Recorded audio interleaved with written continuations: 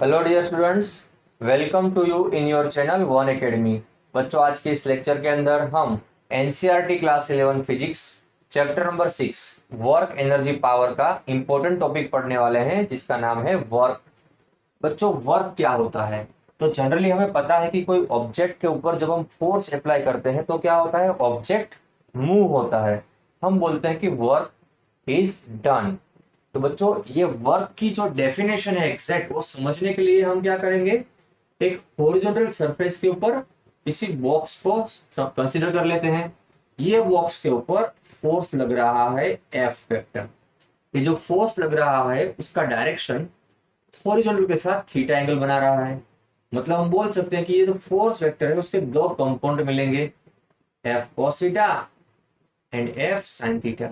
Okay, अब मैं आपको बोल रहा हूं कि ये जो बॉक्स है वो मूव होके राइट हैंड साइड में डी जितना डिस्प्लेसमेंट कर रहा है और यहाँ पे पहुंच रहा है। तो इसका सेकंड पोजीशन है। तो आप मुझे बताइए भाइयों बहनों, आप मुझे बताइए कि ये जो डिस्प्लेसमेंट हो रहा है उसके लिए कौन सा कंपोनेंट रिस्पॉन्सिबल है? तो आपका आंसर रहेगा sir F cos theta component. Yes बच्चों, तो वर्क क्या होता है? वर्क होता है product of component of force in the direction of displacement and displacement. तो यहाँ पे होगा एफ cos थीटा और यहाँ पे होगा डी। ओके, हम क्या करेंगे, डी को आगे लिख देंगे, तो F D cos theta. As we know that कि ए बी cos थीटा क्या होता है, वेक्टर ए डॉट बी। तो उसी तरह यहाँ पे क्या बनेगा, एफ डी cos थीटा है वो F vector and D vector का स्केलर प्रोडक्ट बनेगा, जिसे बोलते हैं W equal to F dot D. Clear बच्चों? यहां से हम डेफिनेशन लिख सकते हैं।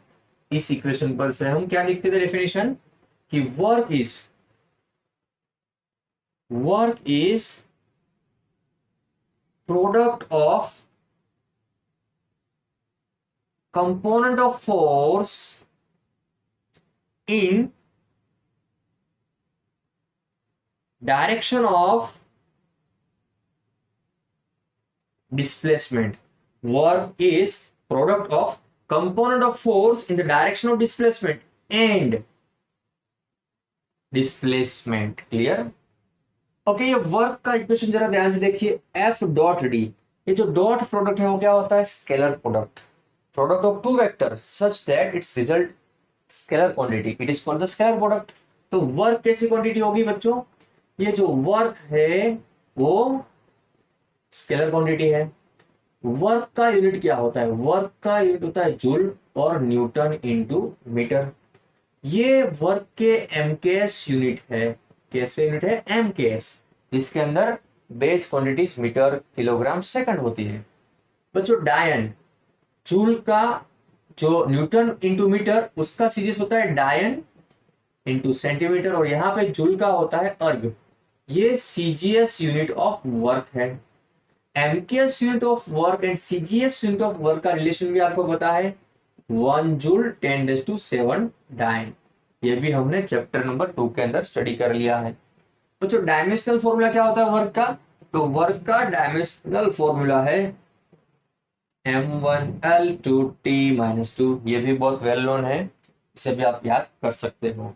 तो बेसिकली वर्क डन क्या होता है? Work done is the product of force in the direction of displacement and displacement. वो फोर्स एंड डिस्प्लेसमेंट का स्केलर प्रोडक्ट है। यूनिट क्या होगा? जूल और न्यूटन टू मीटर जो एमकेएस यूनिट है, अर्ग और dyne into second CGS unit है। 1 जूल होता है 10⁷ डाइन इंटू सेंटीमीटर। ओके, या तो आप लिख सकते हो अर्ग। डायमेंशन फॉर्मूला क्या होगा उसका? m1l2t-2। बच्चों, अब बात करते हैं कि वर्क कैसा होता है। तो वर्क में be positive, negative and zero. ये जो वर्क डन है वो पॉजिटिव भी हो सकता है, नेगेटिव भी हो सकता है एंड जीरो भी हो सकता है। तो देखते हैं किस तरह से work done negative, positive, zero हो सकता है।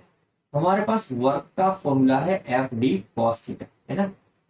Okay, for zero work done, की कंडीशन क्या क्या होती है, वर्क डन जीरो कब हो सकता है। तो आप देख सकते हो कि W equal to F D cos theta के अंदर पहला केस, अगर आप एफ फोर्स जीरो का कर रहे हो तो वर्क डन क्या हो जाएगा, जीरो। मतलब कोई ऑब्जेक्ट के ऊपर फोर्स ही नहीं लग रहा है तो वर्क होगा ही नहीं।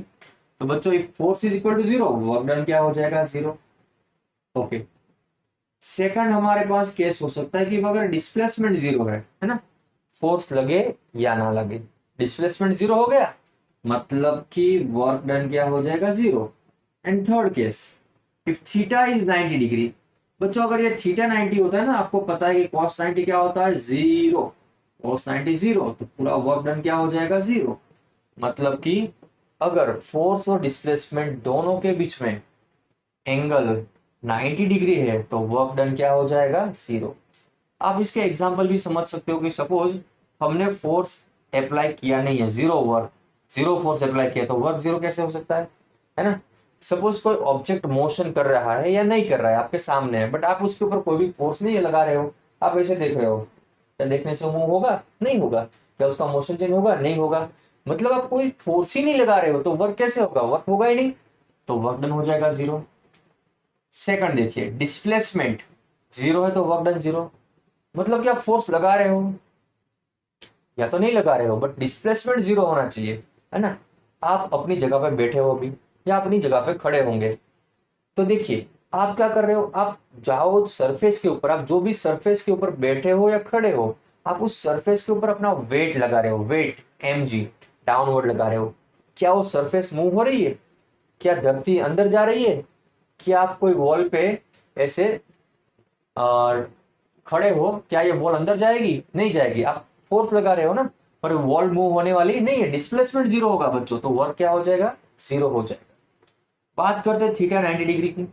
आपको पता है कि जो हमारे सन है उसके अराउंड क्या करता है, जो अर्थ है ना, ये अर्थ सर्कुलर मोशन करता है। भाई सर्कुलर मोशन के लिए क्या चाहिए, सेंट्रीपिटल फोर्स चाहिए। कौन प्रोवाइड करेगा, ग्रेविटेशनल फोर्स करेगा।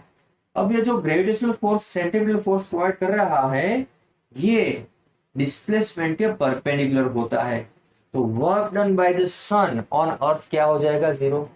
सर ये डिस्प्लेसमेंट के परपेंडिकुलर कैसे हुआ, बच्चों कोई भी पार्टिकल या ऑब्जेक्ट जब सर्कुलर मोशन करता है ना, तो एट एवरी इंस्टेंट उसका डिस्प्लेसमेंट का डायरेक्शन हमेशा फोर्स की डायरेक्शन से परपेंडिकुलर रहता है। ओके, क्योंकि ये वेलोसिटी का डायरेक्शन है, तो वेलोसिटी के कौन सी डायरेक्शन होता है, डिस्प्लेसमेंट की डायरेक्शन में होता है। तो इस हिसाब से हम बोल सकते हैं कि कोई भी यूनिफॉर्म सर्कुलर मोशन या सर्कुलर मोशन है जहां पे फोर्स और डिस्प्लेसमेंट परपेंडिकुलर होंगे, वर्क डन क्या हो जाएगा, जीरो हो जाएगा।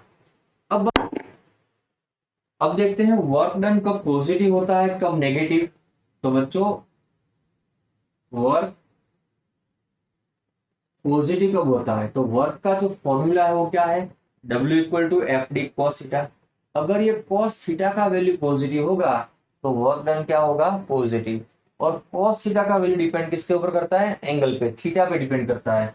तो अगर जीरो लेस और equal to theta less than pi by two, then cos theta क्या होगा, ग्रेटर देन जीरो, आपका वर्क डन जीरो हो जाएगा।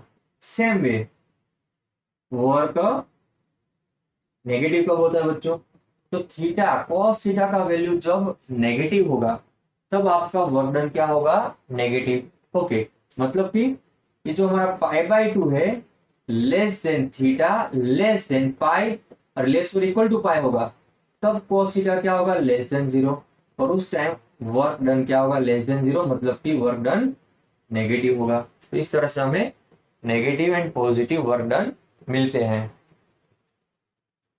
बच्चों अब बात करते हैं work done due to variable force. तो work done due to variable force के लिए हम एक फोर्स वर्सेस पोजीशन का ग्राफ ड्रॉ करेंगे। ये ग्राफ में हम देख सकते हैं कि जो फोर्स है उसकी वैल्यू पोजीशन के साथ वेरी हो रही है। ये हमारा इनिशियल पोजीशन है और ये है फाइनल पोजीशन। तो पोजीशन चेंज हो रही है, उसी तरह फोर्स की वैल्यू भी इंक्रीज हो रही है, मतलब कि वेरी हो रही है। क्लियर। तो हमें क्या करना है, work done due to variable force find करना है। तो पहले तो वेरिएबल फोर्स की डेफिनेशन हमें पता होनी चाहिए। वेरिएबल फोर्स क्या होता है, force which value changes with position it is known as the variable force. बच्चों यहाँ पे हमें पता है कि जो फोर्स है और एक्स पोजीशन, तो फोर्स वर्सेस पोजीशन का जो ग्राफ है उसमें जो एरिया है वो क्या होगा, वो वर्क डन होता है, ये हमें पता है। क्लियर? हमें क्या करना है, हमें इनिशियल पोजीशन से फाइनल पोजीशन के डिस्प्लेसमेंट के लिए वर्क डन फाइंड करना है।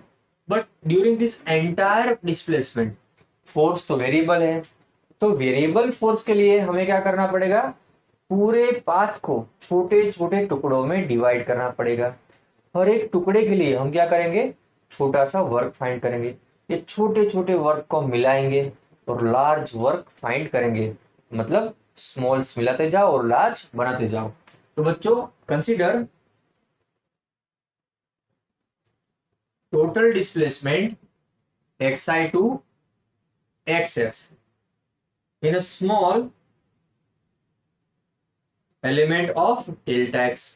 हमने क्या कर लिया, पूरा जो डिस्प्लेसमेंट था xi से xf का, उसको हमने डेल्टा एक्स जितने स्मॉल एलिमेंट में कंसीडर कर लिया। For this small displacement force can be taken constant. बच्चों अब हम छोटे से डिस्प्लेसमेंट के लिए यहाँ पे बहुत सारे छोटे छोटे हम एलिमेंट सोच रहे हैं, और कोई भी एक छोटे से डिस्प्लेसमेंट के लिए हमारा जो फोर्स है वो क्या हो जाएगा, कांस्टेंट हो जाएगा। Okay, for this small displacement force can be taken constant and work done for this small displacement. बच्चों वर्क डन क्या होगा, delta W F into delta x, ये हो गया हमारा नंबर 1। बट ऐसे तो हमें बहुत सारे फोर्सेस मिलेंगे, अरे बहुत सारे वर्क मिलेंगे एक्स आई से एक्स एफ के अंदर। तो बच्चों टोटल वर्क डन क्या होगा, it is the summation of all small work done from X I to X F, यानी एक्स आई से एक्स एफ के बीच में हमें जितने भी छोटे छोटे वर्क मिलेंगे वो सबका समेशन हमें टोटल वर्क डन मिलेगा। But we are knowing that the displacements are very small. Okay, ये जो डेल्टा डब्ल्यू है ना, इस इक्वेशन के अंदर जो एफ इंटू डेल्टा एक्स हमने लिखा है, तो डेल्टा एक्स तो बहुत स्मॉल है। Since delta x is very small, since delta x is very small, बच्चों डेल्टा एक्स स्मॉल है, कितना स्मॉल है, वेरी स्मॉल। तो मैथमेटिकली क्या लिखेंगे हम, limit of delta X tends to 0, यानी हम इस टर्म का लिमिट ले लेंगे डेल्टा एक्स टेंड्स टू 0। और आपको पता है जब लिमिट लेते हैं ना, तब समेशन इंटीग्रेशन में कन्वर्ट हो जाएगा। तो यहाँ पे आपका W क्या बनेगा, इंटीग्रेशन xi टू xf हो जाएगा, और यहाँ पे f into D X. This is the work done due to variable force. Okay, please make a note. बच्चों अब देखते हैं कुछ प्रैक्टिस क्वेश्चंस। फर्स्ट क्वेश्चन है, find angle between force 1 -3 1 newton, displacement 2 -3 -11 metre. बच्चों यहाँ पे हमें एंगल फाइंड करना है, और एंगल का फॉर्मूला हमारे पास है cos theta equal to dot product of two vector upon product of modulus of each vector. यहाँ पे देखते हैं, फर्स्ट ऑफ ऑल हमें एफ डॉट डी लाना है, vector F dot vector D. तो 1 -3 1 dot 2 -3 -11, 1 into 2 plus -3 into -3 plus 1 into -11। यहाँ पे 2 1 2 हो जाएगा, 3 3 9, 11 इंटू 1, बट माइनस साइन है तो -11। बच्चों 11 -11 आंसर आ गया 0। आपको पता है कि एफ डॉट डी का प्रोडक्ट 0 आया, और जब भी दो वेक्टर का प्रोडक्ट 0 होता है, स्केलर प्रोडक्ट 0 होता है, तब वो दोनों म्यूचुअली परपेंडिकुलर में होते हैं। मतलब कि cos थीटा आपका 0 आया, इसका मतलब थीटा क्या होगा, 90 डिग्री होगा। ये रहा angle between force and displacement. इस टाइप के एमसीक्यूज कंपटीशन एग्जाम में बहुत सारी बार आते हैं, तो इसको ध्यान से पढ़िए। अब देखिए सेकंड क्या है हमारे पास, a body displaced in Y direction for 4 metre. मतलब कि आपको डिस्प्लेसमेंट वेक्टर गिवन है 4 मीटर इन वाई डायरेक्शन, तो क्या करेंगे हम 4 जे कैप लिख देंगे। फोर्स हमारे पास क्या है, फोर्स है 2 आई कैप प्लस 3 जे कैप प्लस के कैप। तो ये बनेगा 2i cap plus 3j cap plus k cap. हमें क्या निकालना है, वर्क डन। तो वर्क डन का फॉर्मूला है फोर्स डॉट डिस्प्लेसमेंट। तो फोर्स का फॉर्मूला लिख देंगे 2i plus 3j plus k dot 4j cap. चलिए करते हैं product, 2 into 4 8, but i dot j 0, तो इट्स 0। चलिए 3 डॉट 4 यानी 3 इंटू 4 12, और j डॉट j क्या होता है 1, यहाँ पे 1 into 4 4, but k dot j होता है 0। आपका आंसर आएगा बच्चों 12 joule. This is your answer.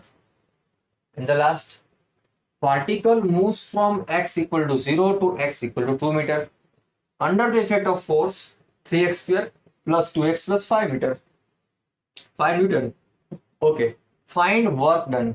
यहाँ पे बच्चों जो फोर्स है ना वो पोजीशन पे डिपेंड कर रहा है, यानी पोजीशन के साथ वेरी हो रहा है। तो ये हो गया वेरिएबल फोर्स का कॉन्सेप्ट। तो यहाँ पे हमारे पास वर्क होगा integration xi to xf f ऑफ x dx। चलिए करते हैं प्लेस वैल्यू को 0 से 2। fx की वैल्यू क्या है 3x square plus 2x plus 5 into dx। हम क्या करेंगे, इन सारी टर्म का इंटीग्रेशन कर लेंगे। तो देखिए फर्स्ट टर्म में क्या आएगा 3 as it is, X square का इंटीग्रेशन क्या होगा X cube by 3। Okay, upper limit 2 lower limit 0 plus 2 constant, X का integration X square by 2, upper limit 2 lower limit 0 plus 5। यहाँ पे मल्टीपल 1 होगा तो उसका इंटीग्रेशन रहेगा एक्स अपर लिमिट 2 लोअर लिमिट 0। यहाँ से 3 से 3 को काट दो, आपके पास बचेगा एक्स क्यूब का स्क्वायर और एक्स क्यूब अपर लिमिट 2 लोअर लिमिट 0। यहाँ 2 से 2 कट हो जाएगा, एक्स स्क्वायर अपर लिमिट 2 लोअर लिमिट 0। यहाँ पे 5 इंटू ब्रैकेट में एक्स अपर लिमिट 2 लोअर लिमिट 0। तो हमें क्या करना है, ये जो वेरिएबल है उसके प्लेस पे upper limit and lower limit place करना है। चलिए पहले आएगा 2 का क्यूब माइनस 0 प्लस 2 का square minus 0 plus 5 into 2 minus 0। 2 cube क्या होगा 8 हो जाएगा, 2 स्क्वायर 4 हो जाएगा और 2 5 जा 10। तो 8 plus 4 12 plus 10 22। This is work done by this variable force 3x square plus 2x plus 5 Newton. Please write down.